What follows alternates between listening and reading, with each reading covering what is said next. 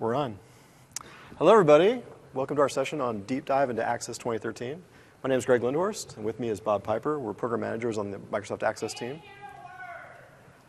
So I'm not talking. Are we turned up? Can you hear us now? Great. All right, perfect. Check. Very good. So we'll be covering what's happening with Access, what the transition has been from the existing Access to the new Access that we've built in 2013. I'll be taking us through a getting started experience, showing you how to get started with Access 2013, the different ways of building and creating your first database. Then we'll go into two of the big areas of the product, the two tiers, if you will, how you define user interface and how you work with the data. We kind of separated those out for good reasons, and I want to walk through each individually. And we'll get to some advanced topics. How do you expose Access data to external tools, such as SSMS, Excel, or access the client itself, linking to SharePoint lists, and backup, packaging, and publishing. How do you move a database from one machine to another? But as you probably are aware, Access is enjoying its 20th anniversary today, or actually yesterday. It released 20 years ago yesterday. And in honor of that, I'm planning to do this entire talk old school, which means this slide and all the slides that follow are just text. I don't plan to use pictures or demos or... Stop. No fonts. Stop. These people came from all over the world, and you're going to make them sit there for an hour reading your slides? No, I was planning to read the slides. No, that is not okay. We need pictures. We need demos. Who's with me on this? We need pictures. We want pictures. We want demos. See? Let's start over. I'll give you a picture. I'll picture.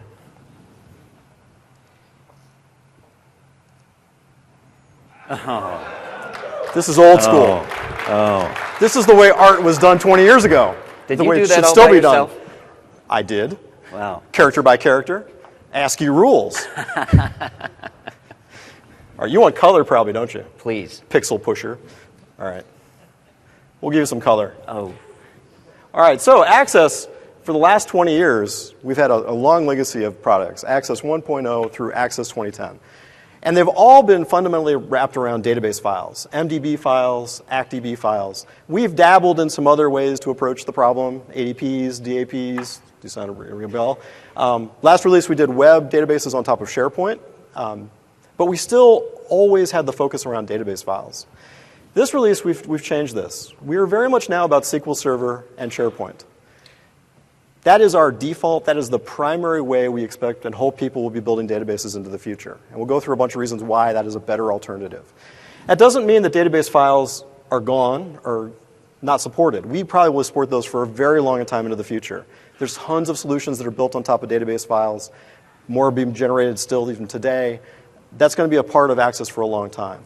But all of our investment, all of our focus is going to be squarely on SQL Server and SharePoint.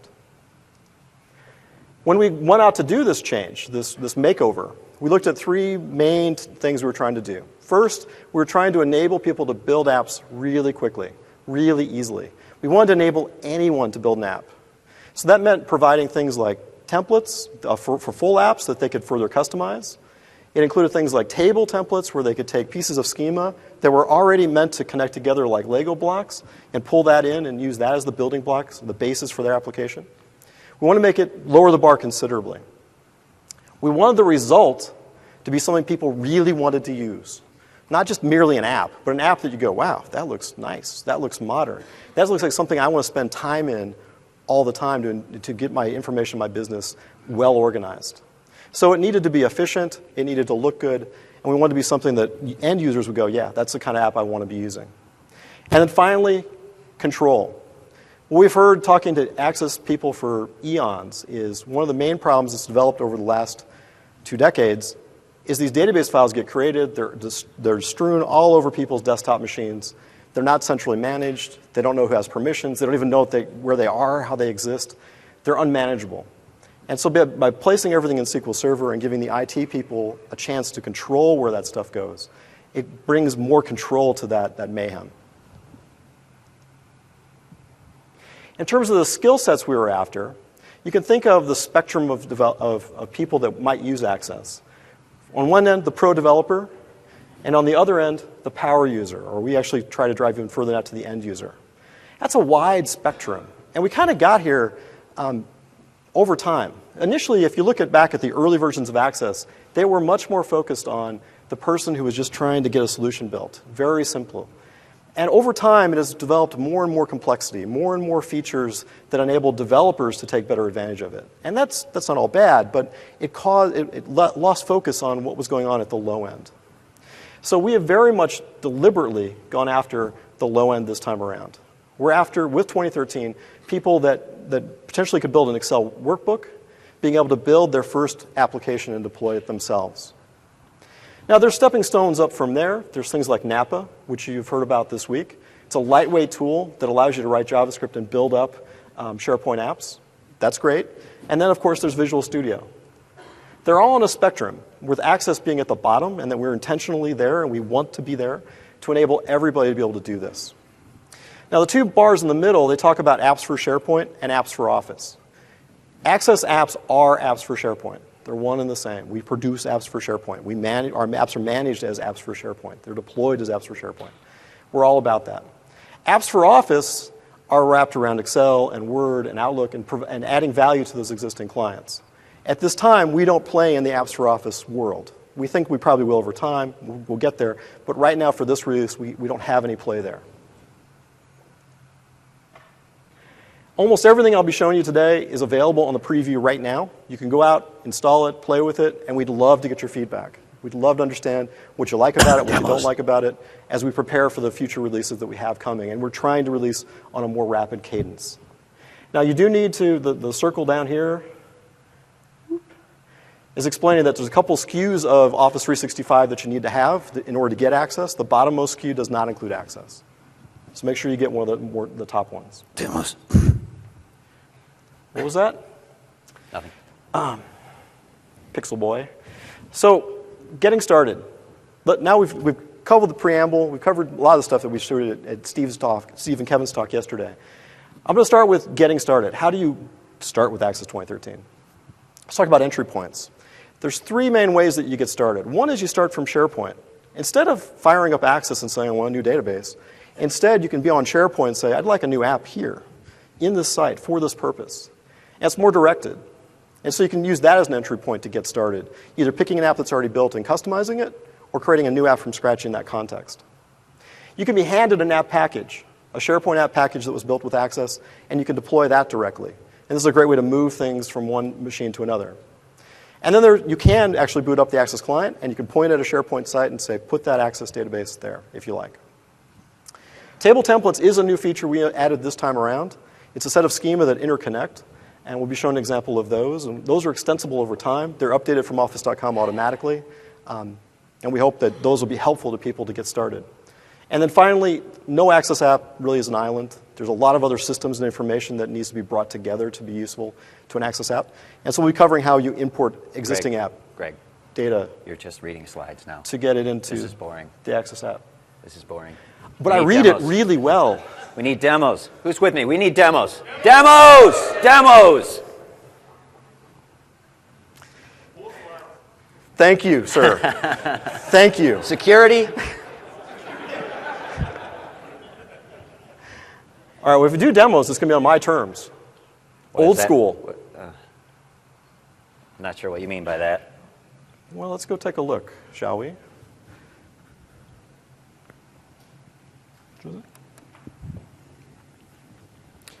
Yes, baby. Oh, no. Let's create a database file, shall we? The way it was meant to be done. Oh, no. Oh, no. Put some information in there. You got to remember the Control-Z. Don't forget the Control-Z. Oh. And I've got my first database file. Now, this is a completely useful tool. I can do queries, and I get back results. I see no problem with this. Make it stop. Works great. Please make it stop. 20 years ago, this was nearly state-of-the-art. Well, let me show you what state-of-the-art was 20 years ago. Here we go, baby. Oh. Yes, pixels. Program Manager. Really familiar? Comes Access. Ow. Let's create a new database. File new database. Oh, my eyes. Yes, an MDB. The reason I'm taking us down memory lane is largely this experience hasn't changed much up to 2010. We were all about building these files. But this is about to change. And it's not that this isn't still useful. It is, and we'll continue to support it for a long time. But really what we need to be doing is something fairly different. Instead, from your SharePoint site, you should be able to create an app directly by just saying, I want to add an app.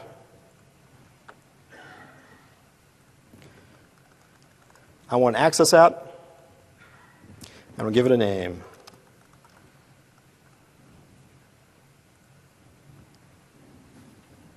What this is going to do is it's going to go take a blank template of an access app and put it on my SharePoint site and allow me to then take it and customize it from there. So if I go to my site contents, you can see all the demo databases we've been building for the last 3 days. But down here at the bottom is the one that's currently being instantiated. As I said, these are all SharePoint apps. They're no different from every other commercial SharePoint app that you've been hearing about all week. They're in the same catalog. They're provisioned the same way. They're run the same way. And in mere seconds, it will be done. See, my text thing, it goes much faster than this. I'm telling you, there's advantages. It's coming back.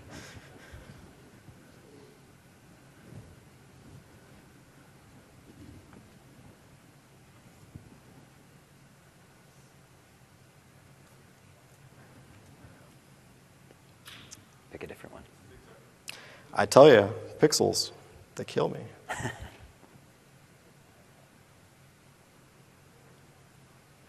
I would pick another one, but it's not going to bode well for the rest of the demo.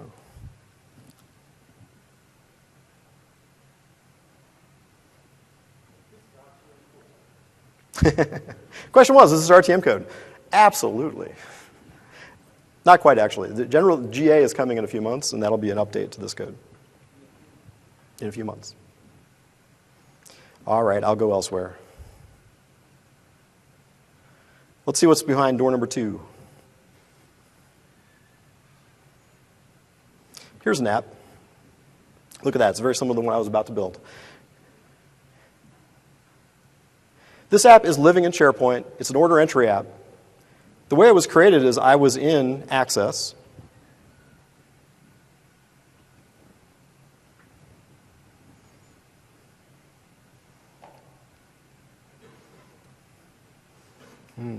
Disturbing, really. I was here and I said I wanted orders. And I picked orders. Oh, I'm just going to do it again. Great. Orders will bring with it a bunch of related tables. Orders will bring order details. It'll bring customers. It'll bring employees. It'll bring interrelated tables and hook up the lookups automatically. And the next thing it's going to do is build a bunch of UI on top of that. It's going to build forms and a basic app model around it for navigation so people can get around easily.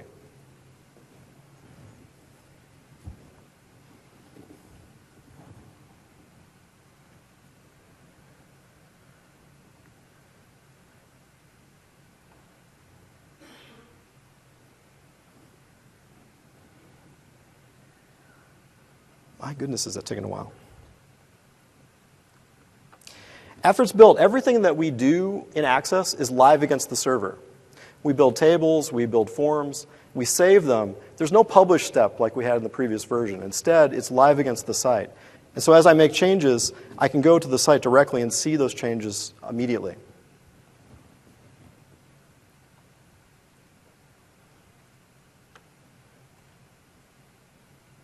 So I can go to customers. I can add a new customer.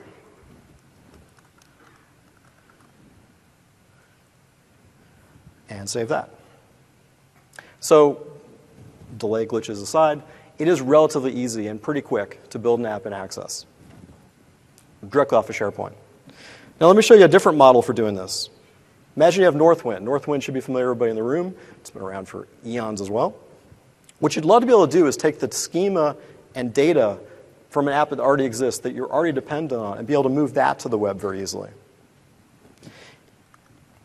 And so to do that, I'm going to create a new web database. Not this second-class citizen desktop thing, but a new web one. Maybe I picked the wrong number. Let's go 54. And I'm going to point it at the SharePoint site directly. This is in Office 365.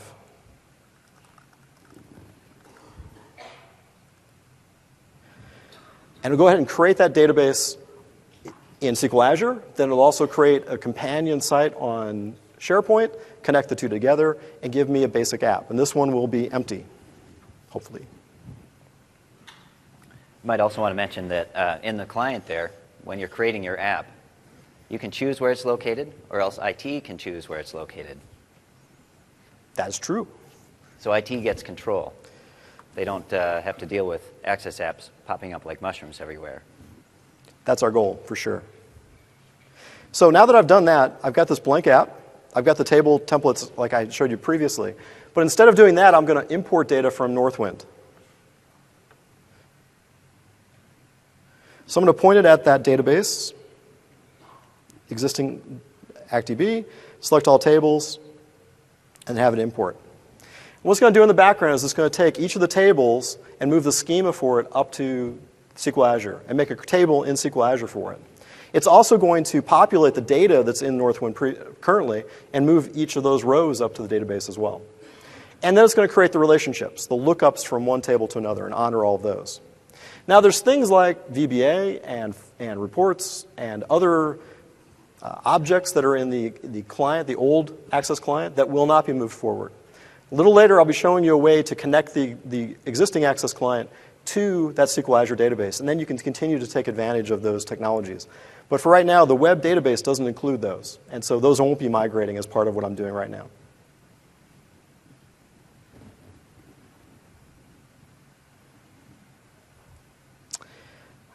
Things are slow, very, very slow. But they are working. I'll give it that credit.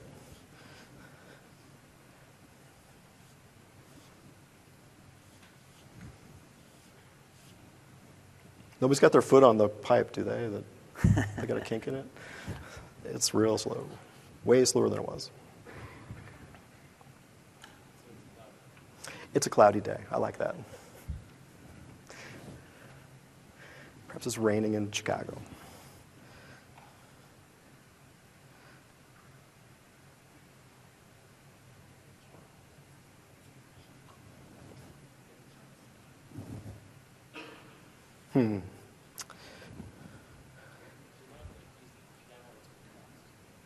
If you use the what? Amsterdam is faster? We may switch over to that. Okay, while that's going on, let me show you one other example. This is the database I was working with a minute ago. The other thing I wanted to show you is that you can save applications as a package. This is a way of taking it out. We're putting all this stuff into Azure. How do I get it out again? This is the way. You create a package, then I can instantiate this package in an app catalog somewhere else, or we will shortly be able to just directly upload that to another SharePoint site and use it in that manner. Okay, the import finally finished. The error messages are expected. Not every data type that existed in the old Access client is available in the new world, and in particular attachments we don't have in the new world. So things like pictures for people, such as employees, won't be here, and you'll have to go make some manual updates to the database as a result of that. But most of the app is there. So if I launch it,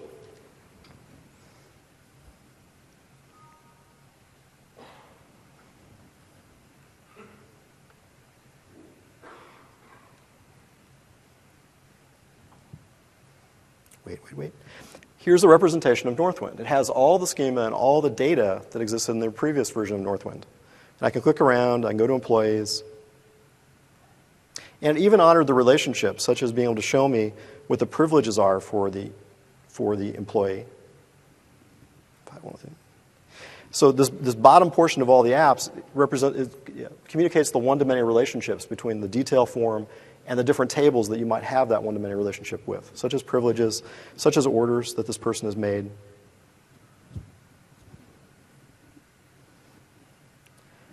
Things are way slow.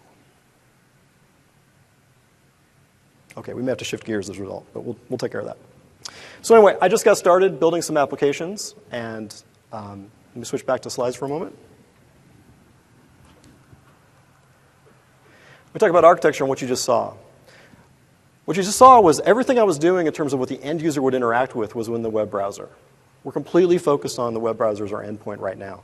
In the future, I suspect we'll go to other endpoints as well, and we've architected in such a way that we can move to other endpoints. But right now, we're all about the browser. The browser talks to SharePoint in order as its host for those web pages, and as its middle tier for getting data in and out, which in turn talks to Azure or SQL Server. We work both on-prem as well as in the cloud. There's a parallel pipe for design time, which I can't click. There it goes. Where the Access client, everything I was doing in terms of modifying the app, customizing the app, building the app, was done in the Access client. That's our design time. And it has a different pipe that talks through the same mechanism to make modifications to the database. An important point to understand about this new version of Access is we've teased apart the stuff that's UI from the stuff that's data. In the past, those were kind of glommed together. And in looking at a whole bunch of Access databases and talking to a bunch of customers, what we found is that it became spaghetti VBA code, where there would be a little bit that would be responding to an event from a button click, and then it would go off and it would go do some data stuff in a record set, and it would come back and update some label captions. It was really hard to understand. It was really hard to maintain. So we've tried to make a separation between the stuff that really should be UI-based and the stuff that should be data-based. It also meant that we could move all the UI stuff into the browser as client-side code, as JavaScript and HTML. It didn't need to do postbacks. It didn't need to come back to the server in any way. It could be self-contained and do its work. And it could be very efficient at doing its work there, very responsive to the user, and communicating back to the server only when it needed to get data.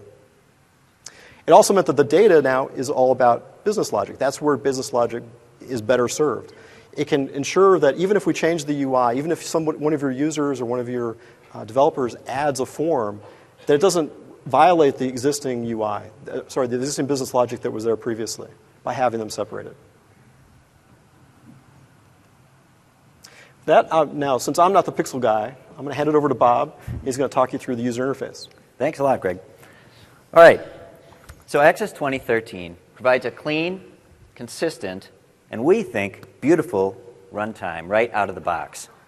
All of our views are based on the modern web standards, HTML and JavaScript, so they run perfectly on all the top browsers.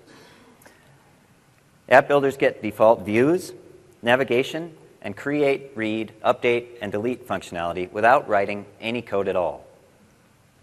Since these features are already provided, this frees up app builders to concentrate on creating the business logic specific to their needs. In Access 2013, content is king. Customizing the UI of an Access app is limited. Users can choose themes from SharePoint, or they can do a few limited customizations, which I'll show you in a moment. This railed experience prevents app builders, like Greg, from making really poor UI decisions. Thanks, Bob. Let me quickly walk you through the Access app model. So here's a slide showing an Access 2013 app. And like all Access 2013 apps, down the left side is a list of tables. These tables contain your data. The first thing we expect users to do in the runtime is to choose a table. Next, across the top, is the view selector.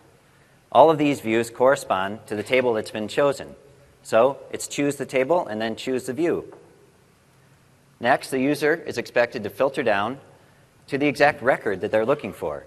And this filter and search functionality is built into every Access app without any code.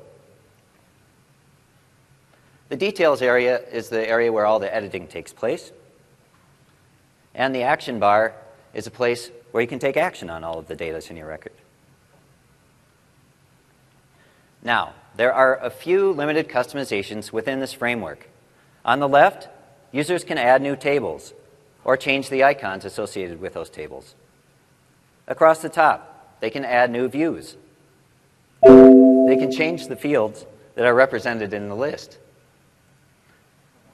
They can add new buttons to add more actions. And probably the area with the most freedom is in the layout area, where controls can be moved around or removed altogether.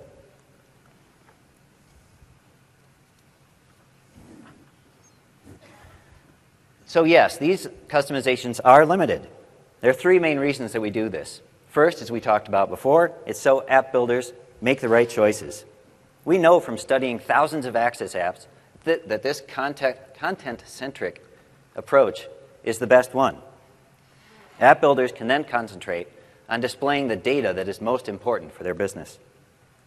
Second is consistency across the Access apps.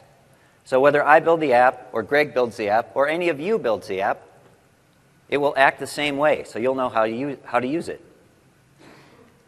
This also ensures that in the future, if Access decides to change the all-up UI, it's not going to break existing apps.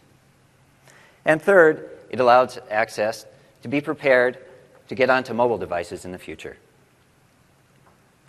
So that covers customizations. But what if I want to do something like provide a shortcut that gets a user quickly from one part of the app to another? This is where UI macros come in. What is a UI macro? A UI macro is something that is used for things like app navigation. It's used for filling in values in a control or checking that the data in that control is valid.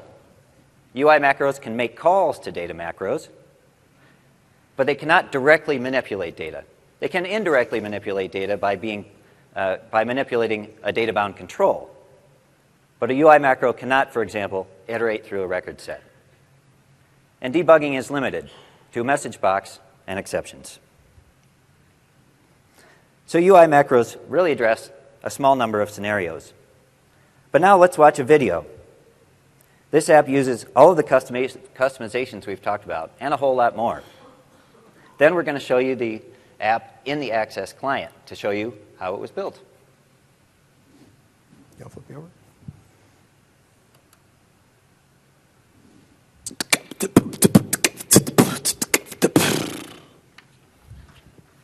While we worked to put the finishing touches on Access 2013, we contacted some businesses to try it out and see how easy it is to create an app that meets their particular needs.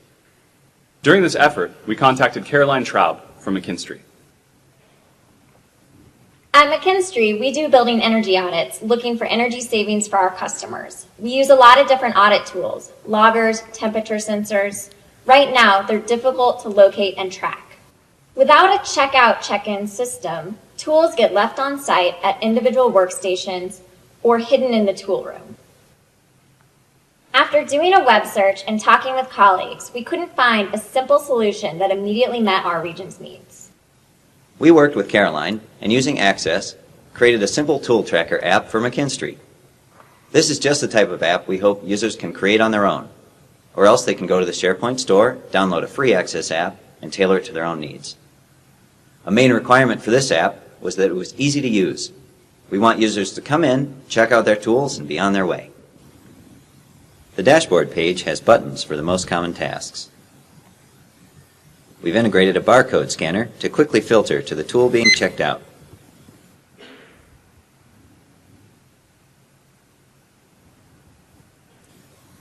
Once the tool is checked out, it appears in the checked out list. Bulk checkout can be used to check out many tools at once. Simply scan them in and click the checkout button.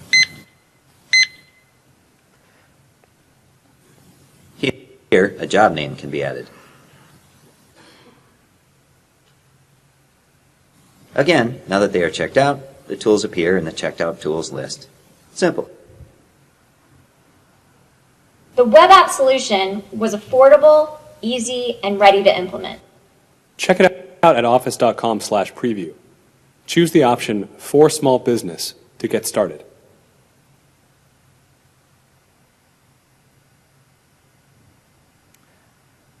All right, so now let's take a look at that app running in the browser. And here you can see the app model at work. Down the left side is a list of the tables holding your data. Across the top are the different views available for each of these tables. This is the All Tools list.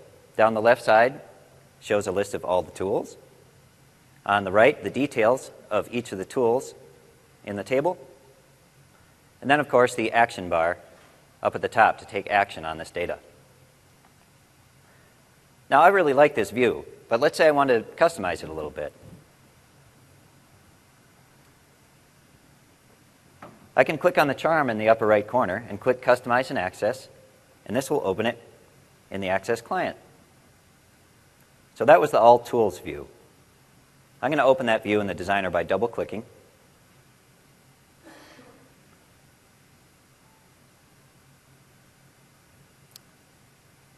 And here it is in the design canvas.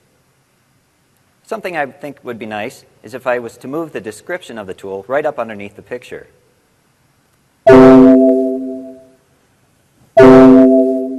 Right after I break your eardrums. So all I need to do is to grab the control, move it where I want, and then drop it. You can see that when I let go, it moves to be aligned with the rest of the controls on this view. That's because the design features a grid underneath to help you with app building. I'm going to save this view. Then we're going to look at it in the browser to look at the changes. I'll refresh this view. Go back to the All Tools list. And now you can see that the description of the tool is right up underneath the picture. Great. Okay, well, so we've changed a view, but now what if we'd like to add a new view? Let's go back to the client.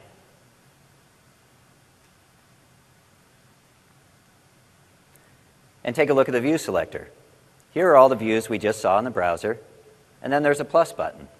I'm going to click this to add a new view. I'd like a view that gives me a list of all the tools split up by their location. So I'm going to call it by location. And the view type we want is not list details, it's not the data sheet, but it is the summary type. And this comes out of the box to enable just such a scenario. So now our view's been added, but we do need to tweak it a little bit, so I'll double click. And on the left side, you see item name, but that's not what I want the group by to be. I'll click on the data charm. It says here group by item name. Well, that's not right. I want to group by storage location. Now let me save this view.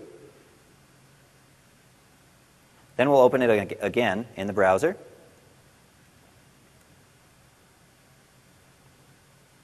Now you see that we've added the by location view right into our app. Down the left side are a list of all the locations, a count of the number of tools in each of those locations, and then on the right, the actual tools. And you notice when I click on a tool, it drills through right to that table and shows me the details about that tool. So now we're really getting somewhere. But I'd like to add another view.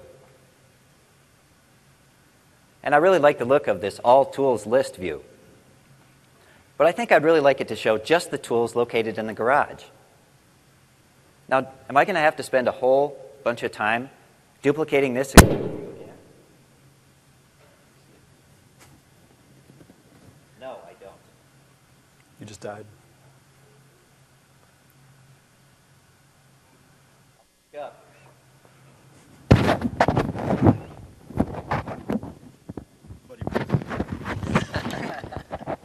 All right. So, I said I really like the All Tools List view. What I'm going to do is now show you one of my favorite app building tricks. I can right-click on this view and choose Duplicate. And that's going to take an exact copy of this particular view.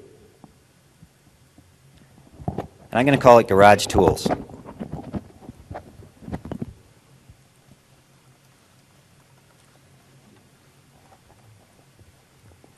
And I get to pick a location for this view.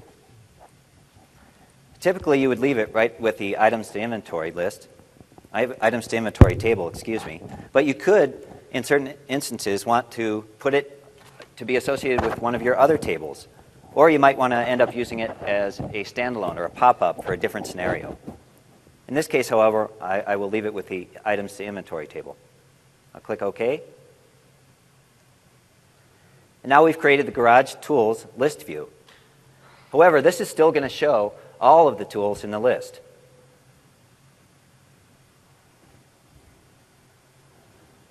Because my record source is items to inventory. Well, I want it to show garage tools. Can I just look in this record source and see garage? No, I can't. So what I'm going to have to do is to create a query, which just takes a slice of the data in the items to inventory and shows me only the tools. So for that, I'm going to create a query. So I go up to the ribbon, I click Advanced and choose Query. Now this is the query builder. It should be familiar to any of you who have used Access in the past. I just need one table, and it's the items to inventory. So I'll add that. I do want to be able to show all of the fields, so I'm going to double-click the star, which brings down all of the fields into my query. But I don't want to show all the data from all the fields. I only want tools that are in storage location equal to garage. So I'll save this query.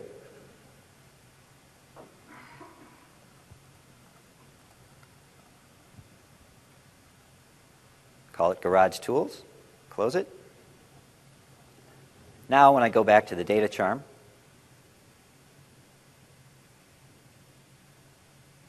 let me reopen that.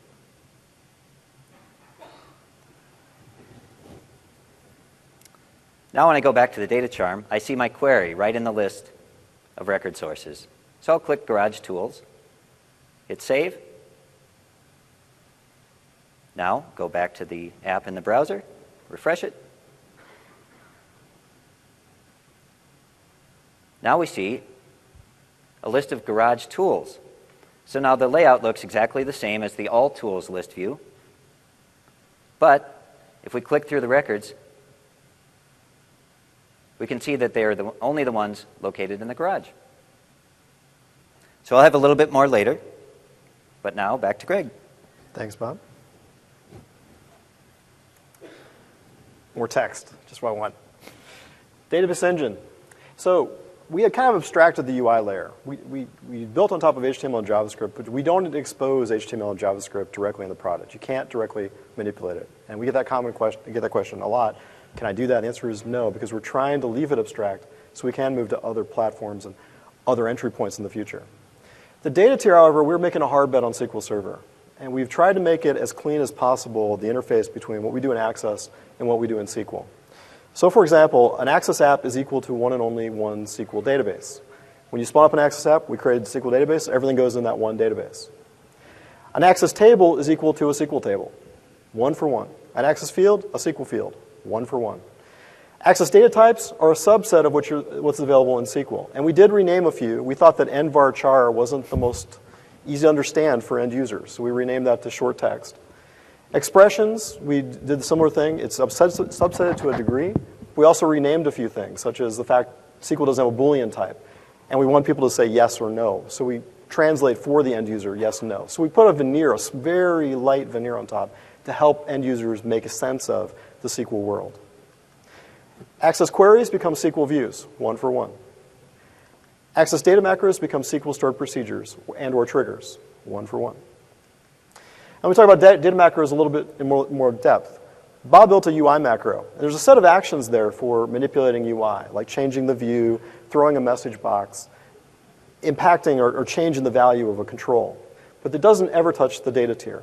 All of that's relegated to data macros. And these guys are responsible for iterating record sets, doing bulk updates, doing complex data validation, and cascading changes. One table changes, and it can cause other changes to occur. It cannot interact with the UI. It has no message box. It has no ability to tell the UI layer, hey, switch from this view to this other view. It's all about expressing business logic and ensuring that the database stays consistent. All data macros run in a transaction automatically. The user doesn't have to think about that. So whenever a data change of any kind is made, if there's a trigger that causes data macros to fire, they are all wrapped in the same transaction. So if there's a problem with that data macro down the line, it all rolls back. And this is essentially how we do validation. You can get deep into the data macro world, run up a couple triggers, and find that something isn't quite right, that something that the user has entered is invalid. And it all rolls back. And the user gets a message that says, that was incorrect, you need to change what you put in here, it needs to be different. And either the user needs to make a correction, or it needs to go back to the app author to make appropriate corrections. Debugging, it's not like you can connect Visual Studio directly to it. That'd be very nice, but we're not quite there yet. What we do have is the ability to essentially do a debug.print or do a printf, which is just throw up some UI, which we use most of the time for getting information out of what's happening in a running data macro through raise error. And then we also have a new facility called tracing, where we can actually trace and record every action that the data macro makes. And we can give that to you in a table form so you can see this trigger fired the change in this row, which caused this trigger to fire, and these are the things it did. And you can see where the inputs and the outputs were and make sense of it, hopefully. All right, with that, let me switch over and do a demo of the data layer.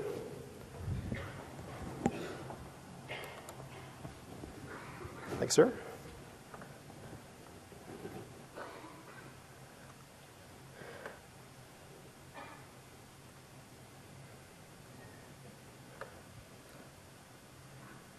Whoops, not so one. Now, data layer demos seem to be, they're not so spiffy. They're about text and data types and geeky things like that. This is a table. This is one of the tables in this application. It has auto numbers, lookups, date time, short text, etc. The reason I'm bringing this up is that I'm also going to bring it up in SSMS. This is exactly the same database that we're looking at in Access. I can open up and I can look at the tables, and I see that there's a set of tables with the access.schema. Those are the tables that the user has contributed. Those are the user tables. There's a set below that of access services dot, or access system dot. Those are the tables that our system maintains with the metadata for the application, the HTML pages, the other stuff that we generate that makes the app work. And we actually do store the HTML and JavaScript for the runtime in the database. It's not in SharePoint. It's here, and we spoon it out when SharePoint needs it. If I open up that same table,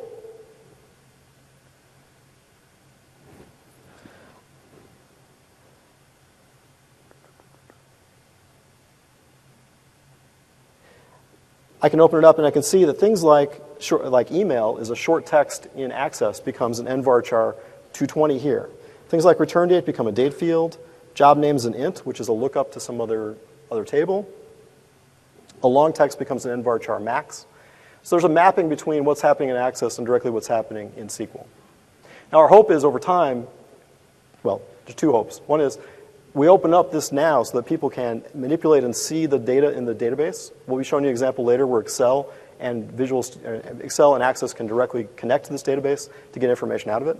But over time, we expect to be able to open this up more for people to actually manipulate these objects more directly. Now let me show you a different aspect of the database tier, and that's keeping things consistent. There's a number of declarative ways to tell the system how things should be. There's validation rules at the table level, constraints in SQL language. There's validation rules at the field level. There's required fields. Something you can say that this can't be null, essentially, in SQL. Indexes can be applied, which can prevent duplicates in the data table. So there's all these ways that you can apply rules to the data to try to help keep it consistent. But there's another way, which are these event macros here at the top, on insert, on update, and on delete. These are triggers. So when you do one of those three actions, a set of code will run. As I described earlier, that code can go ahead and bail out of the transaction if it needs to. So I'll get back to that in a minute. Yep. The question was, are these SQL triggers? The answer is yes, they are SQL triggers. Finally, I want to show you queries. We touched on those a moment ago. But I'm going to, before I do that, let me motivate why I'm doing this. If I go back to the dashboard, what I'd love to be able to do is at the bottom of this, which I can't scroll to, I'd love to, at the bottom of the dashboard, be able to show how many things are currently checked out, which requires an aggregate query. Something else we didn't have in the last version of Access was aggregates, and we had to maintain aggregates the hard way. Now, because we have the SQL query engine, it's much, much simpler. So to make that work, I'm going to go ahead and create a query.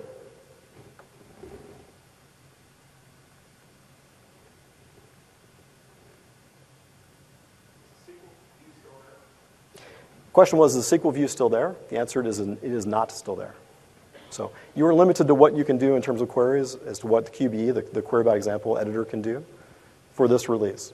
But I suspect over time we'll head that direction.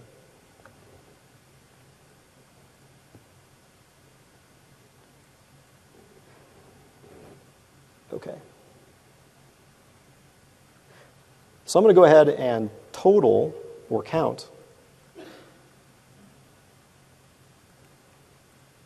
the IDs for which available is equal to true.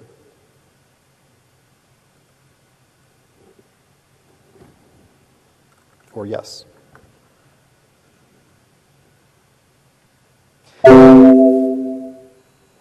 Sorry about that. I'm going to mute this.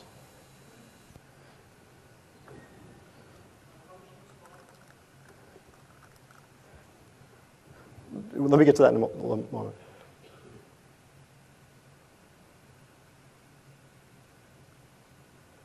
Total available. So there's 9 total available things that are available to be checked out. That's an aggregate of what's in the database returned as a query into the data sheet. What I want to do, though, is I want to show this on that main form. So let me close that. Go back in here. And what I'm going to do is bind this main form, which doesn't currently have any data binding, really, to that query. And then I can go down at the bottom here and add some labels. Whoa. And you see it auto sizes, helping us, not pixel skilled, deal with it.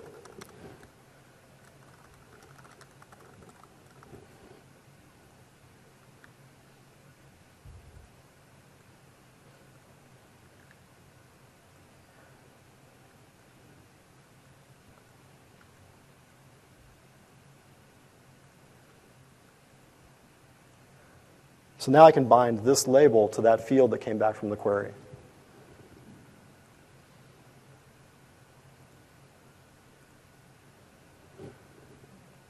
Save that. Go back to the app. Now down at the bottom of the dashboard, it tells me how many things are available to be checked out. And to make it work, I'll go ahead and check something out.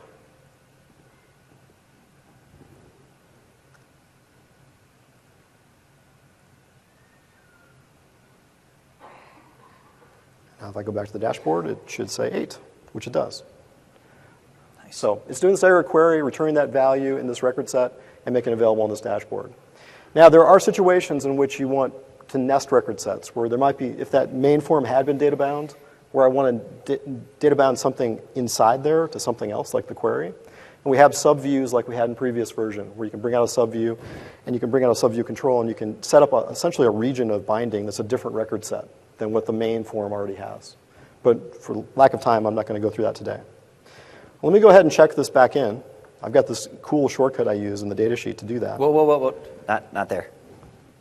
Don't check it in there. What do you mean not there? Well, you're supposed to go to the checked out tools list and click a button, and it opens a pop-up, and then you check it back in. But I'm a user. I'm going to do whatever I want to do with this app, especially when it looks like text like that. I'm much more comfortable with that. No. Don't, let me show you how it's done. Look. I'm going to open this up in the client. Now, the view that you need is called Check-in 2.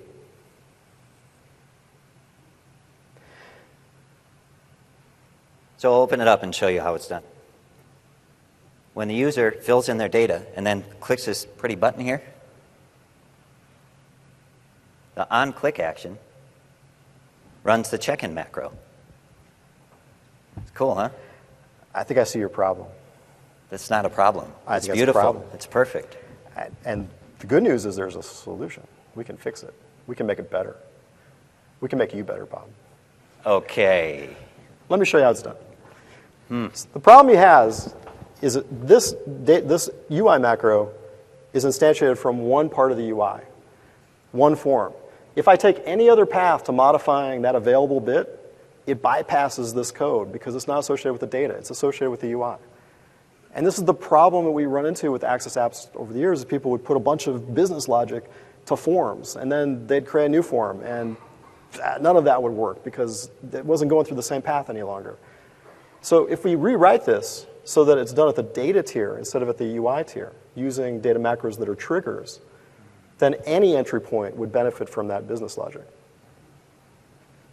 Ready to see that? That sounds fair. All right. Let's try it out.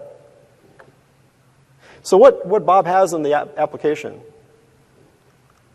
he's got this one table that has a bit which says it's available or not. And he has another table which has the record of what's checked out. And if the record of what's checked out, if the return date is not filled in, that means it's checked out. But essentially there's duplicate data here. There's something in this table that mirrors something in another table. In proper database design, you wouldn't have that. You'd create queries so that there wasn't duplication of information. But that can become tedious and hard and doesn't really help me in making this demo. So I didn't do that. Instead, I'm going to use triggers to keep these two tables in sync instead. So to avoid the problem I would have had, if I were to click this button, then all of a sudden this table would think it was checked in, but the other table would not think it was checked in.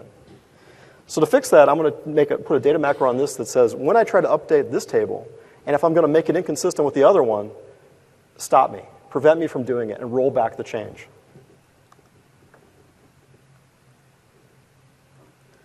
So because it's a data macro, I'm going to go to the data.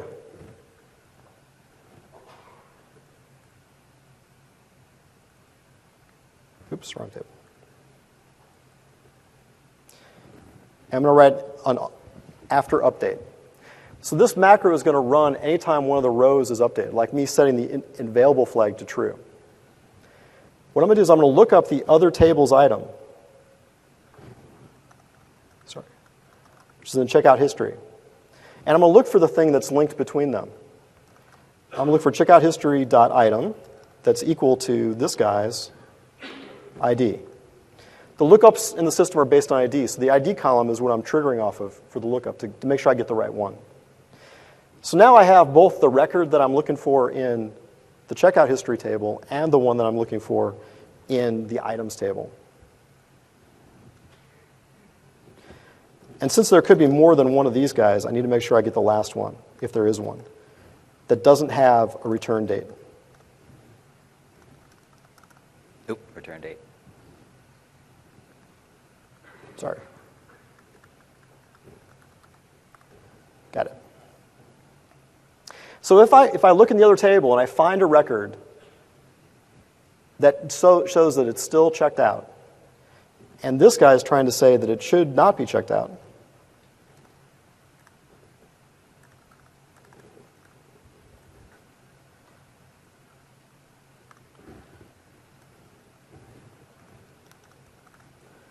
by saying it's yes, oops, I'm going to go ahead and raise an error. Saying, no, you can't do this.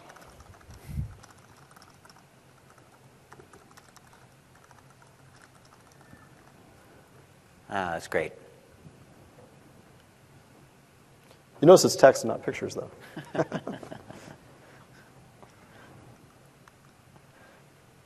All right, now if I go back here, I try to click that to change this row, and I move off, it's going to give me the error message that says, no, sorry, you can't do that because this now is inconsistent with the other thing. So I've just fixed his bug, and I essentially moved code he had in the UI macro into the data tier, so it could be used from any UI entry point.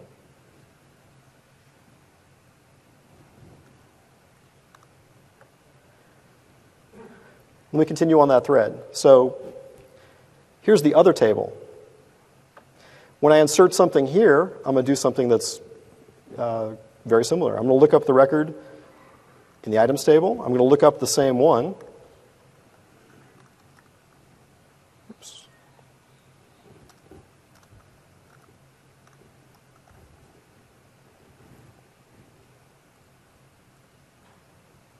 So it's an after insert. So if I'm inserting this, I'm saying that I'm checking something out. That's why I would put something in this table. If it's already out, then that would be a mistake. That would be another data validation error. So I can say if it's already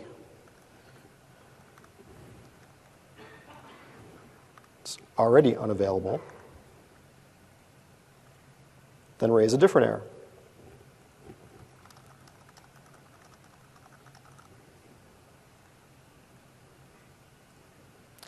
Otherwise, go ahead and check it out. And I can do that by editing the other table directly.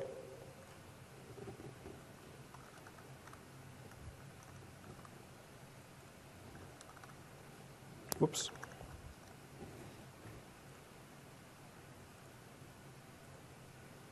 So that's checkout. All the logic I need in the business, in the world for checkout.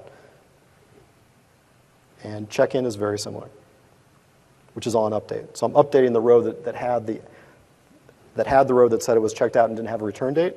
When I get the return date, do the same kind of thing, except in reverse.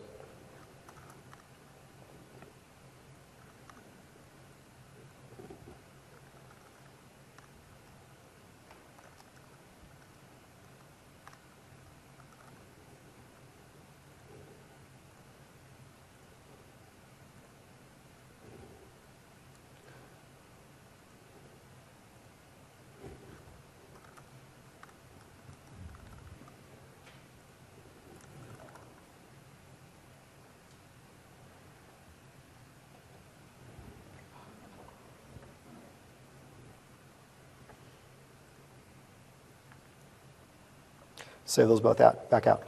Now, if you go look at Bob's application as it stands now, he's got these macros that he was calling from the UI tier for checking things and checking things out. I'm just going to delete those. Hey, I spent a lot of time building those. You don't need them anymore. If you open them up and look at them, they do very similar things. They look up one record in the other table and try to keep them up to date. But since they were triggered from the UI tier manually by calling these explicitly, as opposed to triggers, the app's more fragile. It's more. I see. You can run into problems more readily, and it didn't address the problem I was running into. So instead of having to build those for each entry point, you can just build it once. Exactly. Great. Now he was calling those from his UI tier, so let's go nuke that too.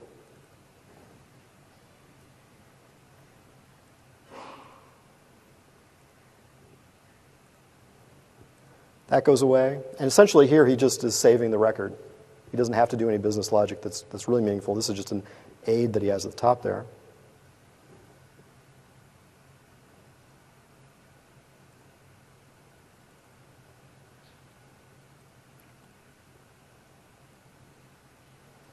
And this goes away completely as well.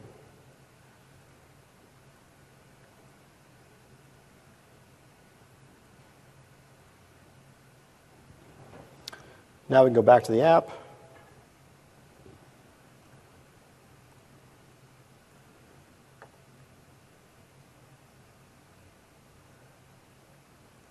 We hope.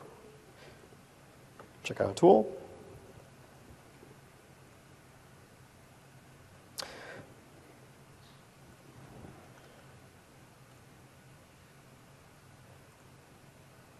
And sure enough, things seem to be working. This is going to be in the checked out table, as it should be.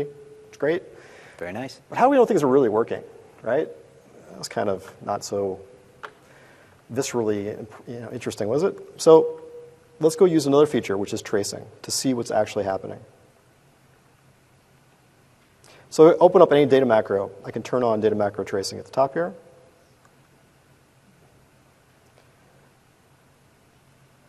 I can go back out here and check out something else again.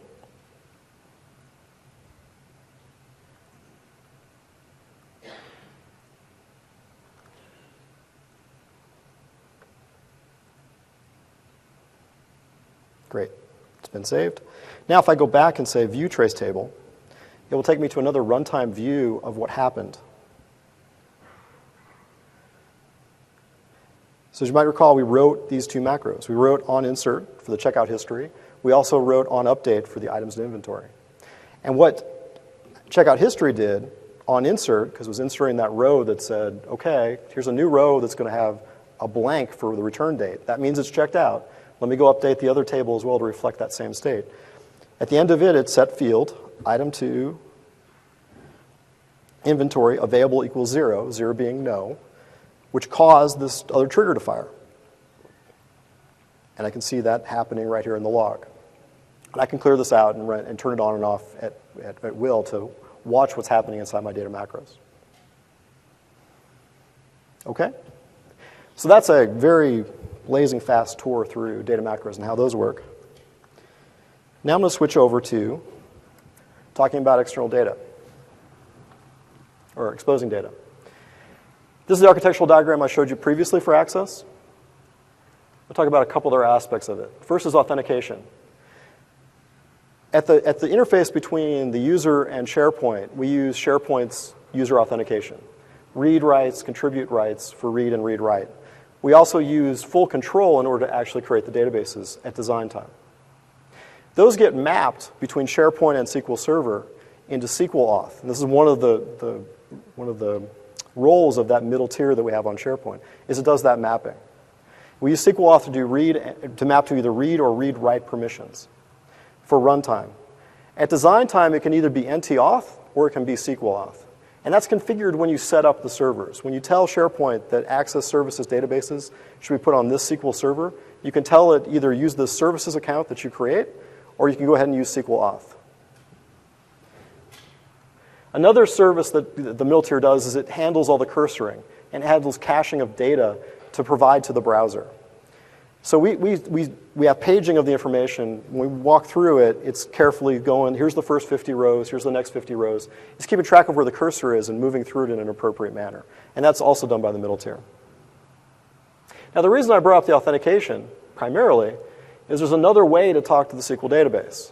You can use those same SQL authentication roles, the reader and the reader-writer roles, to also connect to it via Excel and the Access client to do reports, and SSMS to look at the database like we were doing a moment ago. So let me give you an example, show you some of this. Yep.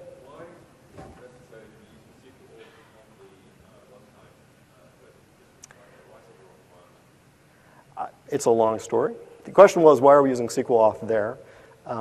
Ideally, we would be funneling SharePoint authentication all the way to the back end.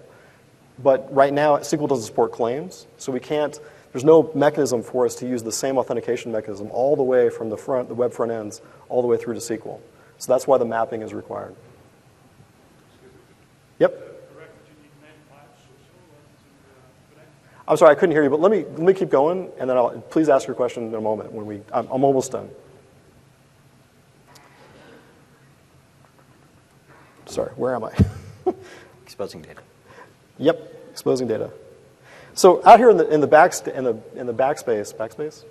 what we're calling it anymore. There's two buttons. One is create a report and manage my connections.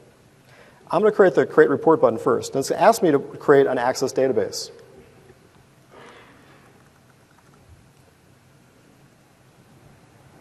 This is going to create a client database and then automatically connect it up to the SQL Azure database that I have out in the cloud.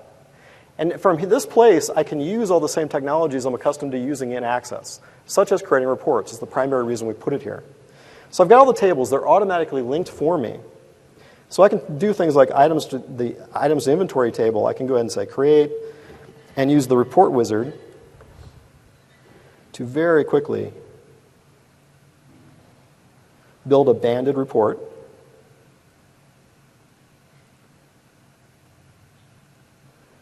Sorted, all the stuff that you would expect to do in the Access client is available here, connected to that back-end service. It's all live data. It's refreshable, et cetera. I can also just open the data here as well. So you can run VBA against that data. You can interact with it just like any other ODBC data source. So that's one way to get your data out of the SQL Azure thing that's part of Access 2013 and into another place that you can use it.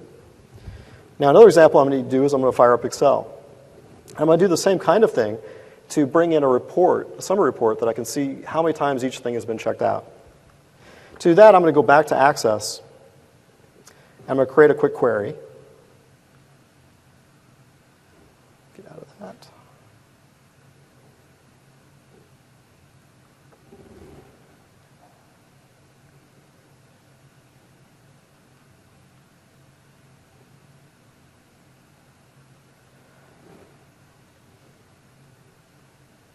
Take the item name, do aggregates, take the, oh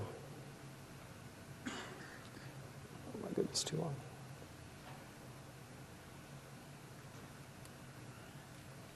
Count those guys.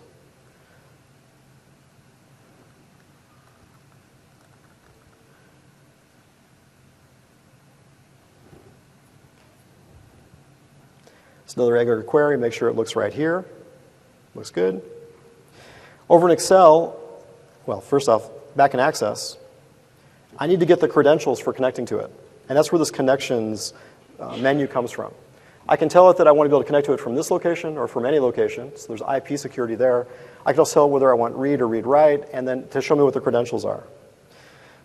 Don't gasp, but here's a whole lot of text. I think.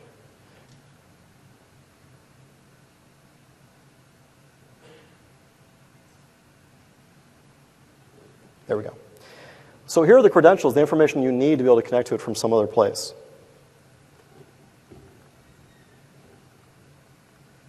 And from Excel, I can go to the Data tab.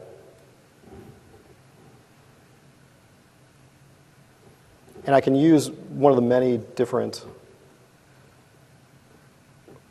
ways we have of connecting to data.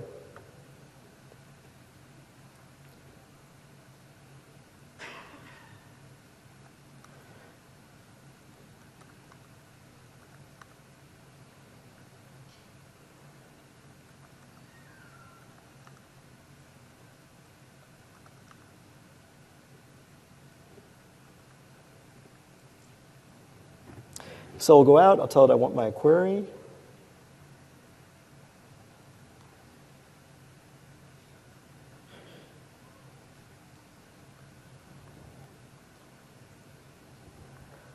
Here's my data, and of course you can just create a graph. You're good to go. Now you have a basic report of the number of times things have been used. Nice. So there's various tools that you can use to get stuff in. Okay? All right. Switch back.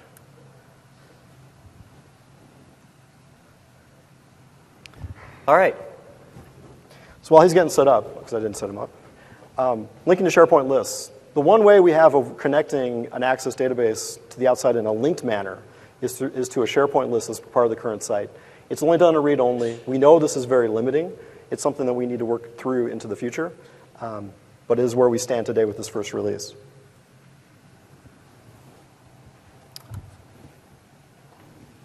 All right. We don't have too much time left, but I think I can get through this. So here we are back in our app in the browser.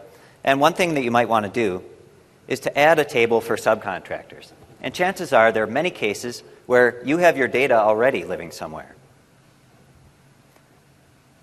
Something like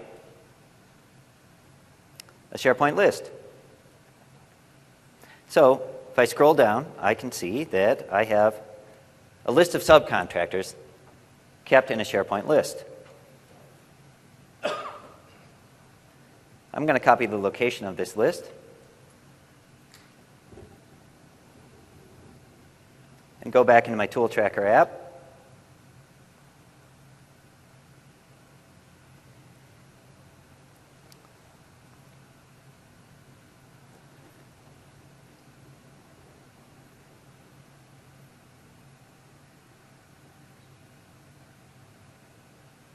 And I'm going to open it in the client. You're already there. That works.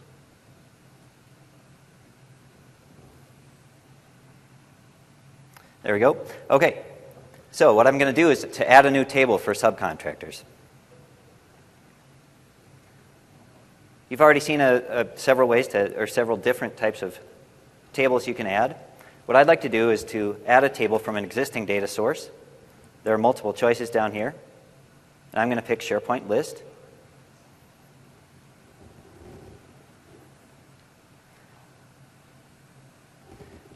Copy in the location of the list that I want. And this is going to be a link to an existing table. Sorry? That one will work. So now what we've done is Access has checked that SharePoint site and looked for SharePoint lists. And here I find my subcontractors list. So I'll choose it, hit OK.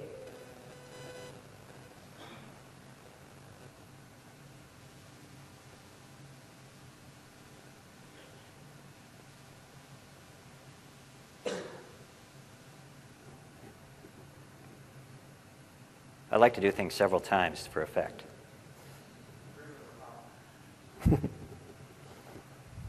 There we go. All right. We're beholden to SharePoint permissions, so it had to ask for my permission to make this link. So now the subcontractors SharePoint list has appeared as a new table in my Access app. But as it stands right now, it's still standalone. I'd show it to you in the browser, but in the interest of time, I don't think I will. So what I'd like to do is actually tie it into the schema of my app. So let's say I'd like to be able to assign tools to subcontractors.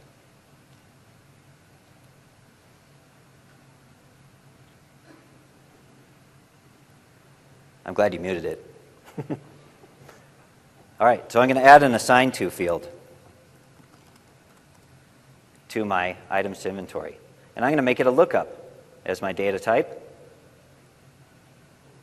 And I want it to come from another table or query, in this case, the subcontractors table.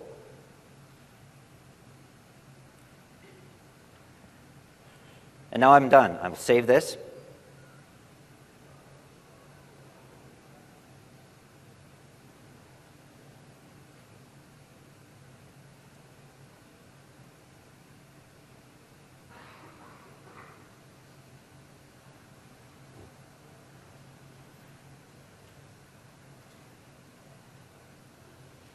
Go back to the browser and refresh. And now you see that the subcontractors list has been added. And not only that, but if I look through the list of subcontractors, you'll see a related items control that shows all the tools that have been assigned to those different subcontractors.